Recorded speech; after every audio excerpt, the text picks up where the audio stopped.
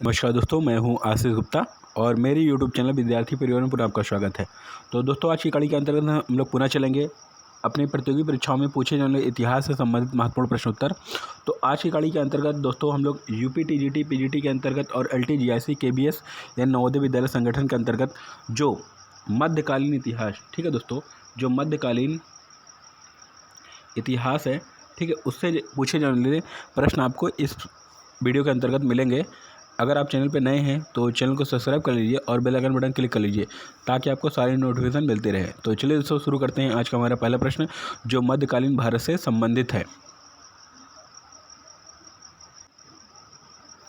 पहला प्रश्न देखिएगा दोस्तों, प्रश्न है मुगल वंश का संस्थापक कौन था। ऑप्शन देखिएगा बाबर, अकबर, शाहजहां या औरंगजेब। तो जल्दी से गेस कर लीजिए दोस्तों कौन था।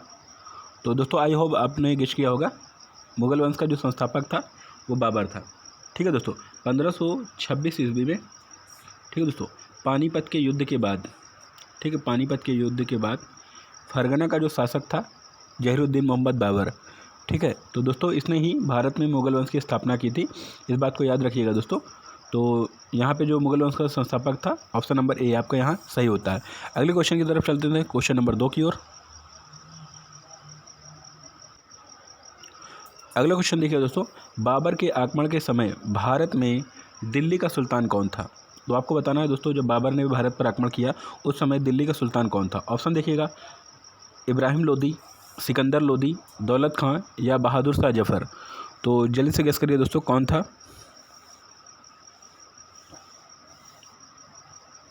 तो दोस्तों जब बाबर ने 1526 ईस्वी में भारत पर आक्रमण किया था तो उस समय दिल्ली का जो सुल्तान था वो था इब्राहिम लोदी। ठीक है दोस्तों, ऑप्शन नंबर ए आपका यहाँ पे करेक्ट है, इब्राहिम लोदी उस समय दिल्ली का सुल्तान था। आगे चलते हैं दोस्तों अगले क्वेश्चन की तरफ।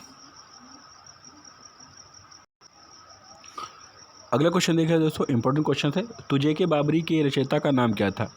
जो तुझे के बाबरी था दोस्तों, इसके रचयिता का नाम क्या था आपको बताना। ऑप्शन देखिएगा बाबर, अकबर, शाहजहां या औरंगजेब। तो दोस्तों जो तुझे के बाबरी था ये आत्मकथा थी, किसकी थी, बाबर की। तो इसको लिखने वाला कौन था दोस्तों, स्वयं बाबर था, क्योंकि आत्मकथा जो होती है दोस्तों वो स्वयं के लिखी जाती है। ये भी याद रखिएगा दोस्तों, पूछा जाता है कौन सी विधा है। तो तुझे के बाबरी जो है आपका बाबर द्वारा लिखी गई एक आत्मकथा है। आगे चलते हैं दोस्तों, अगला क्वेश्चन देखिए दोस्तों, बाबर और राणा सांगा के मध्य खानवा का युद्ध कब हुआ था। तो यहाँ पे दोस्तों आपको बताना है कि बाबर और राणा सांगा के बीच खानवा का युद्ध कब हुआ था। ऑप्शन देखिएगा 16 मार्च 1527, 27 अप्रैल 1526, 21 अप्रैल 1527, 5 मई 1929। तो आपको पता होना चाहिए दोस्तों, अब जो थोड़ा सा एग्ज़ाम में कठिन प्रश्नों को किया जाता है, ठीक है दोस्तों, आसान प्रश्नों को कठिन बनाया जाता है। तो यहाँ पर अब जो आपको तिथि वगैरह भी दी जाती है तो तिथियों को भी आपको ध्यान रखना है। तो इसलिए आप इसको नोट डाउन कर सकते हैं या आप इसे स्क्रीनशॉट ले सकते हैं। तो दोस्तों यहाँ पे पूछा क्या जा रहा है, बाबर और राणा सांगा के बीच खानवा का युद्ध कब हुआ था। तो इसका जो सही उत्तर है दोस्तों है 16 मार्च 1527 को बाबर और राणा सांगा के बीच खानवा का मैदान पे युद्ध हुआ था। तो यहाँ पे 2 क्वेश्चन और बन सकते हैं दोस्तों। प्रश्न क्या बन सकता है, खानवा का युद्ध किसके बीच हुआ था। तो ऑप्शन आपका आएगा बाबर और राणा सांगा के बीच। तो कब हुआ था दोस्तों, आपको याद रखना है 16 मार्च 1527 को। ठीक है दोस्तों, अगले क्वेश्चन की तरफ चलते हैं। क्वेश्चन नंबर 5वां हमारा जो है,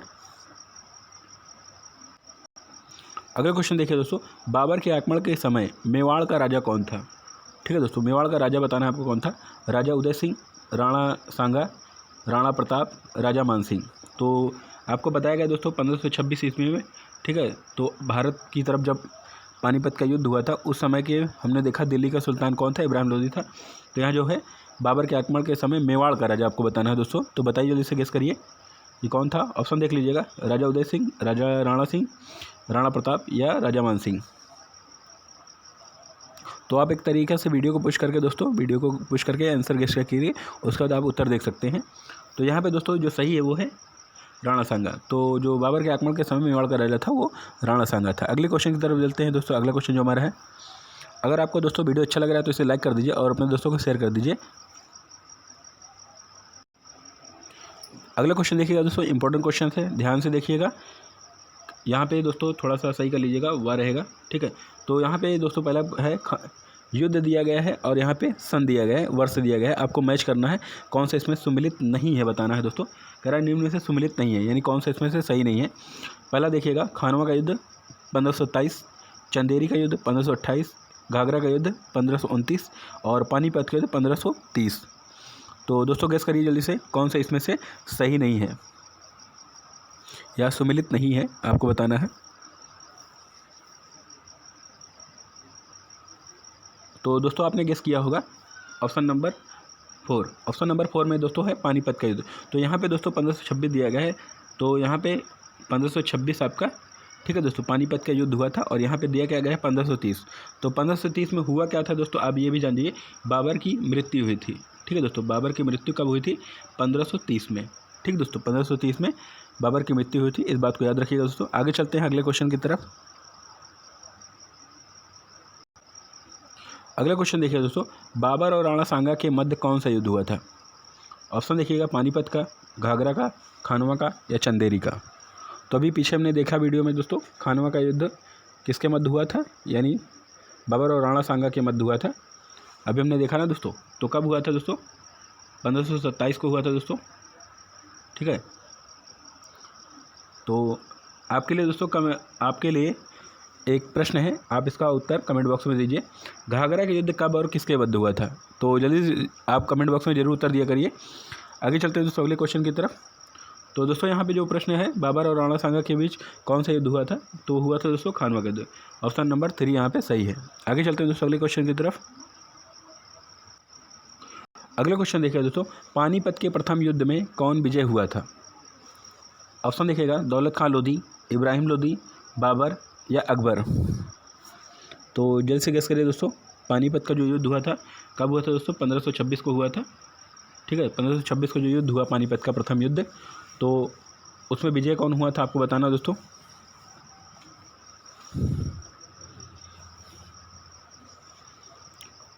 तो दोस्तों उसमें विजय हुआ था बाबर, ठीक है। तो याद रखिएगा दोस्तों, विजय कौन हुआ था, बाबर हुआ था। पानीपत का युद्ध 1526 में हुआ था। तो आपको दोस्तों यहाँ पे एक क्वेश्चन और इम्पोर्टेंट बनता है, जो पानीपत के कुल 3 युद्ध हुए हैं अब तक, ठीक है दोस्तों, कुल 3 युद्ध हुए हैं, तो उसका सन भी जान लीजिए दोस्तों। पहला युद्ध हुआ था 1526 को, ठीक है दोस्तों। दूसरा युद्ध हुआ था 1556 को, जिसमें अकबर और हेमू के मध्य हुआ था। और तीसरा हुआ था 1761 को, ठीक है दोस्तों, आमास अब्दाली और मराठों के बीच हुआ था, ये भी याद रखिएगा। तो पानीपत के कुल 3 युद्ध हुए थे दोस्तों। आपके एग्जामों में पूछा जाता है, ये अक्सर पूछे जाते हैं, आप इसे नोट डाउन भी कर सकते हैं या आप इसे स्क्रीनशॉट भी ले सकते हैं। आगे चलते हैं दोस्तों अगले क्वेश्चन की तरफ। अगला क्वेश्चन देखिए दोस्तों, हुमायूं नामा पुस्तक किसने लिखी है। अबुल फजल ने, गुलबदन बेगम ने, गुल हसन ने या मेहरुन्निसा ने। तो जल्दी से गेस करिए दोस्तों फटाफट। वेरी वेरी इंपॉर्टेंट क्वेश्चन है दोस्तों, वेरी वेरी इंपॉर्टेंट रख लीजिएगा, ठीक है दोस्तों, वेरी वेरी इंपॉर्टेंट के अंतर्गत। अगर ये आपके कभी भी किसी प्रतियोगी परीक्षा में पूछा गया प्रश्न है, तो आप कमेंट बॉक्स में जरूर बताया करिए दोस्तों, इससे हम लोग को थोड़ा फीडबैक मिलता है।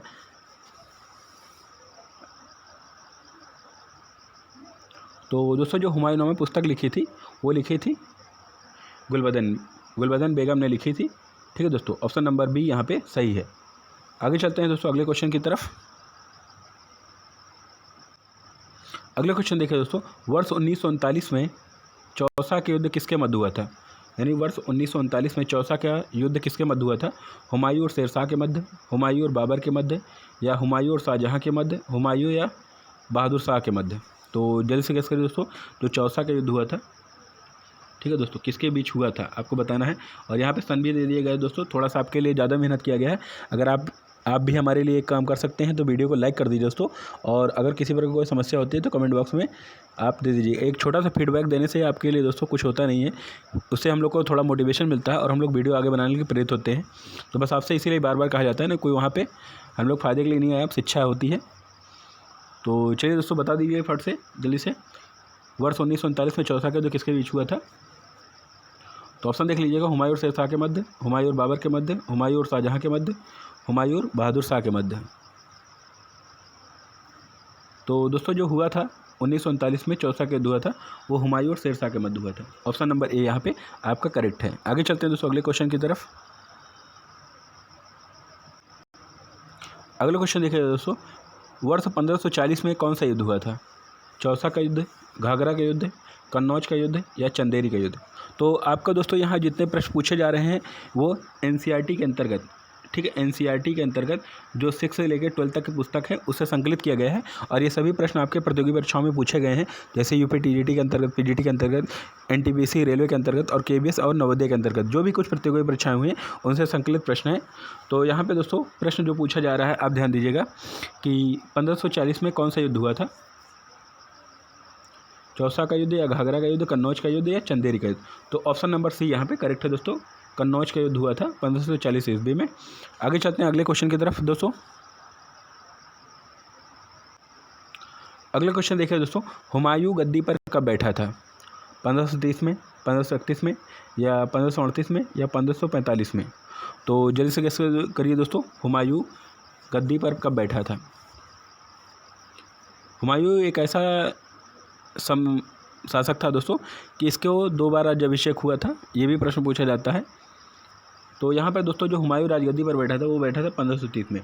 तो आपको भी बताया गया दोस्तों 1530 में जब बाबर की मृत्यु हुई उसके बाद उसका पुत्र हुमायूं किसका पुत्र था दोस्तों? वो बाबर का पुत्र था, ठीक है दोस्तों, बाबर का ये क्या था? पुत्र था, ठीक दोस्तों।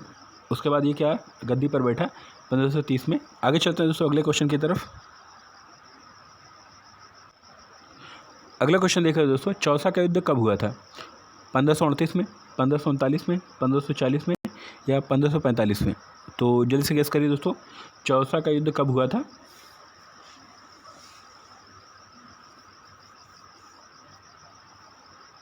तो दोस्तों आप सभी ने गेस किया होगा 1539 में चौसा का युद्ध हुआ था दोस्तों। बहुत प्रसिद्ध युद्ध है, इंपॉर्टेंट है, वेरी वेरी इंपॉर्टेंट के अंतर रखिएगा दोस्तों, कई बार एग्जाम में पूछा गया है। थोड़ा सा मैच करने के लिए कूट दे देता है थोड़ा। आगे चलते हैं दोस्तों अगले क्वेश्चन की तरफ। प्रश्न है दोस्तों, शेर शाह को अकबर का अग्रगामी कहा जाता है क्योंकि? अब आपको देखना है दोस्तों शेर शाह को अग्रगामी क्यों कहा जाता है, यानी आगे आगे चलने वाला, ठीक है दोस्तों, अग्रगामी क्यों कहा जाता है? ऑप्शन देखिएगा, पहला ऑप्शन देखिएगा, शेर शाह अकबर के पहले शासक हुआ था। दूसरा ऑप्शन कह रहा है शेर शाह अपनी प्रजा के लिए पिता तुल्य था। तीसरा ऑप्शन कह रहा है कि शेर शाह अफगान का एक महान शासक था इसलिए। और चौथा ऑप्शन कह रहा है दोस्तों अकबर की भूमि व्यवस्था पर शेर शाह की भूमि व्यवस्था आधारित या छाप थी, ठीक है दोस्तों, छाप थी। तो जैसे किसके लिए दोस्तों शेर शाह को अकबर का अग्रगामी क्यों कहा जाता है?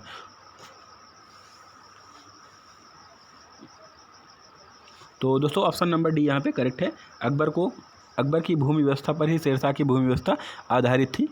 तो इस प्रकार यहाँ पे दोस्तों हम लोग कह सकते हैं कि शेर शाह जो था, ठीक है, अकबर का अग्रगामी था। तो आप दोस्तों में कमेंट बॉक्स में ज़रूर बताइए सर्च खोज करके कि शेर शाह को अकबर का अग्रगामी किसने कहा था, ठीक है। तो देखते हैं दोस्तों जो बताता है वीडियो में, ठीक है दोस्तों, कमेंट बॉक्स में, उसको अगले वीडियो में उसका नाम लिया जाएगा दोस्तों। तो आगे चलते हैं दोस्तों अगले क्वेश्चन की तरफ। अगला क्वेश्चन देखिए दोस्तों, इंपॉर्टेंट क्वेश्चन है, कह रहा है कि शेर शाह के बचपन का क्या नाम था? ऑप्शन देखिएगा, शेर खां, फरीद, बाहर खां या हसन गंगू? तो जैसे गेस करिए दोस्तों शेर शाह के बचपन का क्या नाम था?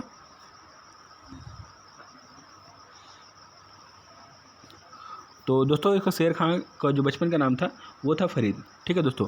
तो एक बिहार के एक शासक था, उसने इसको क्या शेर खां जो शेर बहादुर उसका नाम था, उसने इसका नाम शेर शाह रख दिया था। तो जो शेर शाह के बचपन का नाम था दोस्तों वो था फरीद। तो जो शेर शाह का पूरा नाम है दोस्तों वो शेर शाह सूरी है, ठीक है दोस्तों।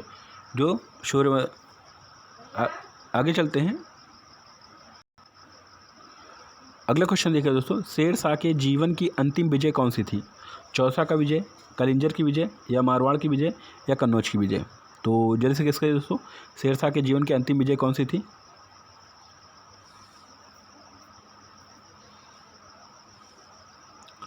तो दोस्तों आपने गेस किया होगा, ठीक है। तो ऑप्शन नंबर बी यहाँ पे करेक्ट है, जो कलिंजर का विजय थे वो ही शेर शाह के अकबर या शेर शाह के जीवन की अंतिम विजय थी, ठीक है दोस्तों। ये इंपॉर्टेंट के अंतर्गत है दोस्तों, पूछा गया प्रश्न है आपके, थोड़ा ध्यान रखिएगा दोस्तों। आगे चलते हैं दोस्तों अगले क्वेश्चन की तरफ। जो कलिंजर का दुर्ग था वहाँ पर चौगान खेलते हुए दोस्तों, क्या खेलते हुए? चौगान खेलते हुए शेर शाह की मृत्यु हो गई थी, इसीलिए पूछा जाता है दोस्तों अक्सर आपसे। अगला क्वेश्चन है दोस्तों, शेर शाह ने हुमायूं को पूर्ण रूप से किस युद्ध में पराजित किया था? ऑप्शन देखिएगा, चुनार के युद्ध में, कन्नौज के युद्ध में, या चौसा के युद्ध में, या कलिंजर के युद्ध में? तो जैसे गेस करिए दोस्तों फटाफट। तो दोस्तों जो शेरशाह ने हुमायूं को पूर्ण रूप से पराजित किया था वो कन्नौज के युद्ध में किया था। कहाँ पे किया था दोस्तों? कन्नौज के। ये कब हुआ था दोस्तों? 1540 ईस्वी में कन्नौज का युद्ध हुआ था। अभी पीछे वीडियो हम लोगों ने देखा दोस्तों। तो किसके मध्य हुआ था? शेरशाह और हुमायूं के मध्य। कन्नौज के युद्ध में क्या हुआ दोस्तों? शेरशाह पराजित हुआ और वो भाग खड़ा हुआ था। बाद में शेरशाह की मृत्यु के बाद वो पुनः आया और उसका पुनः राज्याभिषेक किया गया। तो यहाँ पे दोस्तों आप इस बात को नोट करिएगा। आगे चलते हैं दोस्तों अगले क्वेश्चन की तरफ। आगे देखिएगा दोस्तों, शेरशाह इतिहास में प्रसिद्ध है वीरता के लिए, न्यायपरायणता के लिए, प्रशासनिक व्यवस्था के लिए, इनमें से कोई नहीं। तो जल्दी से गेस करिए दोस्तों। तो दोस्तों इस क्वेश्चन में किसी बहुत सारे मित्रों को डाउट लग रहा होगा, तो घबराइए नहीं दोस्तों। यहाँ पे जो 100% शुद्ध उत्तर होगा वो प्रशासनिक व्यवस्था के लिए। ठीक है दोस्तों, ऐसा नहीं कि शेरशाह वीर नहीं था, वीर भी था, न्यायपरायण भी था। तो यहाँ पे दोस्तों जो एनसीईआरटी ने सटीक उत्तर दिया है और सही उत्तर दिया है वो प्रशासनिक व्यवस्था के लिए। अपने प्रशासनिक व्यवस्था के लिए शेरशाह इतिहास में जाना जाता है, इसलिए यहाँ पर जो ऑप्शन नंबर सी है आपका यहाँ पे करेक्ट होता है, जो शेरशाह इतिहास में प्रसिद्ध है। आगे चलते हैं दोस्तों अगले क्वेश्चन की तरफ। अगला क्वेश्चन देखिए दोस्तों, अकबर का जन्म कहाँ हुआ था? राजकोट में, अमरकोट में, गुरदासपुर में, या पानीपत में? तो जैसे कि इसका दोस्तों कहाँ हुआ था अकबर का जन्म? जलालुद्दीन मोहम्मद अकबर, आपने सुना होगा। तो दोस्तों जो अकबर का जन्म हुआ था वो हुआ था अमरकोट। अमरकोट के किले में अकबर का जन्म हुआ था। आप कमेंट बॉक्स में बताइए दोस्तों इसका जन्म कब हुआ था। ठीक है दोस्तों, मैंने कहाँ तो बता दिया, अब आप कब बता दीजिए तो दोनों पूरा हो जाएगा। आगे चलते हैं दोस्तों अगले क्वेश्चन की तरफ। अगला क्वेश्चन देखिए दोस्तों, दीन इलाही धर्म की स्थापना अकबर ने कब की थी? वर्ष 1556 में, 1572 में, या 1580 में, या 1581 में? इंपॉर्टेंट क्वेश्चन है दोस्तों, वेरी वेरी इंपॉर्टेंट रखिएगा। ठीक है दोस्तों, तो दोस्तों जो दीन इलाही धर्म की स्थापना अकबर ने कब की थी आपको बताना है, जल्दी से गेस करिए। तो दोस्तों वो किया था वर्ष 1581 में। वर्ष 1581 में अकबर ने ही दीन इलाही धर्म की स्थापना की थी, जिसमें उसने सुलह कुल की नीति बनाई थी दोस्तों। आगे चलते हैं दोस्तों अगले क्वेश्चन की तरफ। अगला क्वेश्चन देखिए दोस्तों, मुगल सम्राट अकबर ने जजिया कर कब समाप्त किया था? 1562 में, 1564 में, या 1559 में, या 1569 में? तो जल्दी से गेस करिए दोस्तों, जजिया कर की समाप्ति अकबर ने कब की थी? तो दोस्तों की थी 1564 में। 1564 में अकबर ने क्या किया था? जजिया कर की समाप्ति कर दी थी। जो हिंदुओं पर लगाया जाने वाला धार्मिक एक प्रकार का कर था उसको अकबर ने समाप्त कर दिया था। आगे चलते हैं दोस्तों अगले क्वेश्चन की तरफ। अगला क्वेश्चन देखिए दोस्तों, अकबर ने गुजरात पर विजय कब की थी? 1570 में, 1572 में, 1577 में, 1580 में? तो दोस्तों अकबर ने जो गुजरात पर विजय की थी वो 1572 में की थी। कब की थी दोस्तों? 1572 में। नोट डाउन कर लीजिएगा दोस्तों, इंपॉर्टेंट है ये। और इसके बाद ही उसने क्या किया था दोस्तों? फतेहपुर सिकरी जो इसकी स्थापना करवाई थी। आगे चलते हैं दोस्तों अगला क्वेश्चन, जो बुलंद दरवाजा वगैरह है दोस्तों। आगे चलते हैं दोस्तों, अगर कहेंगे तो जो मध्यकालीन संस्कृति है उस पर एक वीडियो बना दीजिएगा, तो आगे चल के हम लोग इस वीडियो को बना सकते हैं। तो आगे चलते हैं दोस्तों अगले क्वेश्चन की तरफ। अगला क्वेश्चन देखिए दोस्तों, इंपॉर्टेंट है, हल्दी घाटी का युद्ध कब हुआ था? 1556 ईस्वी में, 1572 ईस्वी में, 1576 ईस्वी में, या 1597 ईस्वी में? तो दोस्तों इंपॉर्टेंट है, हल्दी घाटी का युद्ध बताना है आपको। तो दोस्तों जो हल्दी घाटी का युद्ध हुआ था वो 1576 में हुआ था।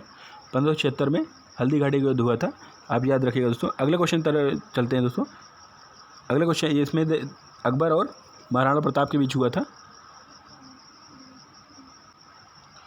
अगला क्वेश्चन देखिए दोस्तों, किस राजपूत राजा ने अकबर की अधीनता स्वीकार नहीं की थी? यानी कौन सा ऐसा राजा था जिसने अकबर की गुलामी या अधीनता स्वीकार नहीं की थी?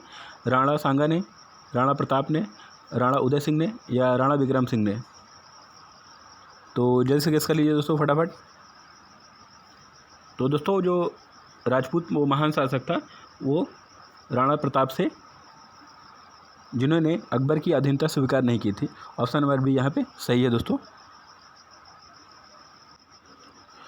अगला क्वेश्चन है दोस्तों, 1576 ईस्वी में, वर्ष 1576 में हल्दी का घाटी का युद्ध किसके मध्य हुआ था? अकबर और मान सिंह के बीच में, अकबर और राणा प्रताप के बीच में, अकबर और उदय सिंह के बीच में, या अकबर या राणा सांगा के बीच में। तो जल्द से गेस करिए दोस्तों, अभी बताया गया था पीछे वीडियो में। तो आई होप दोस्तों आपने गेस किया होगा। अकबर और राणा प्रताप के बीच में 1576 ईस्वी में हल्दी घाटी का युद्ध हुआ था। आगे चलते हैं दोस्तों अगले क्वेश्चन की तरफ। अगला क्वेश्चन है दोस्तों, जजिया कर समाप्त करने वाला पहला मुगल शासक कौन था? अकबर, बाबर, औरंगजेब या शाहजहां? तो दोस्तों आप सभी को पता है जजिया कर समाप्त करने वाला पहला मुगल शासक था अकबर। ठीक है, तो ऑप्शन नंबर ए यहाँ पे सही है दोस्तों। अगले क्वेश्चन की तरफ चलते हैं। अगला क्वेश्चन देखिए दोस्तों, महारानी जोधाबाई किसकी पुत्री थी? भगवान दास की, मान सिंह की, बिहारी मल की या बीरबल की? तो जैसे गेस करिए दोस्तों, इंपॉर्टेंट है, ध्यान रखिए। तो दोस्तों जो महारानी जोधाबाई थी वो बिहारी मल की पुत्री थी। ठीक है दोस्तों, आगे चलते हैं दोस्तों। अगला क्वेश्चन है, क्वेश्चन आंसर नंबर 6 या 3 आपका सही है। अगला क्वेश्चन दोस्तों देखिए दोस्तों, ये प्रीवियस क्वेश्चन में पूछा गया है, नूरजहां के पिता का क्या नाम था? अली कुली खां, शेर अफगान, गयास बेग या बैरम खां? तो इम्पोर्टेंट है दोस्तों, एसएससी के अंतर्गत और आज एनटीपीसी के अंतर्गत ये प्रश्न पूछा गया ये। तो दोस्तों जो नूरजहां के पिता का नाम था वो था गयास बेग। ठीक है दोस्तों, गयास बेग कर लीजिएगा। ठीक है, तो गयास बेग उसके पिता का नाम था। आगे चलते हैं दोस्तों, जो जहांगीर की क्या थी? पत्नी थी। अगला क्वेश्चन देखिए दोस्तों, नूरजहां का वास्तविक नाम क्या था? इंपॉर्टेंट है दोस्तों, अगर आपने अभी तक कोई परीक्षा दी होगी तो उसमें प्रश्न आया भी रहा होगा। तो नूरजहां का वास्तविक नाम क्या था? मेहरुन्निसा, मुमताज़ हसन, सलीमा बेगम या गुल हसन? तो यहाँ पे जो आंसर आपका सही है दोस्तों वो है मेहरुन्निसा। तो दोस्तों ये मुगल पीरियड से कुछ क्वेश्चन पूरे हुए। अगले वीडियो में फिर मिलते हैं। अगर आपने अभी तक वीडियो को लाइक नहीं किया तो दोस्तों लाइक कर दीजिए और अपने दोस्तों को भी शेयर कर दीजिए। अगर आपने चैनल पे अभी तक सब्सक्राइब नहीं किया तो कर लीजिए दोस्तों। और अगर किसी प्रकार कोई कमेंट समस्या होती है तो आप कमेंट बॉक्स में बताइए। तो अगले वीडियो में फिर मिलते हैं दोस्तों, तब तक के लिए जय हिंद, जय भारत।